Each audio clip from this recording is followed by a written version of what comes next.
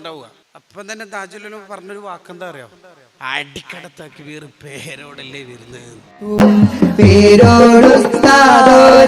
പേരോടുസ്താദോരിനാദരം ആദർശമാന ജീവിതം ആ കയ്യിൽ സ്നേഹസ്പർശനം ആലംബഹീനർക്കൊരാശ്രയം അവരെ ചരിതം മഹോന്നതം തൂവെള്ളയാട് കൽവകം തൂമന്ത്രഹാസമായ മുഖം തേരിന്റെ കാവലാഹരം പേരോട്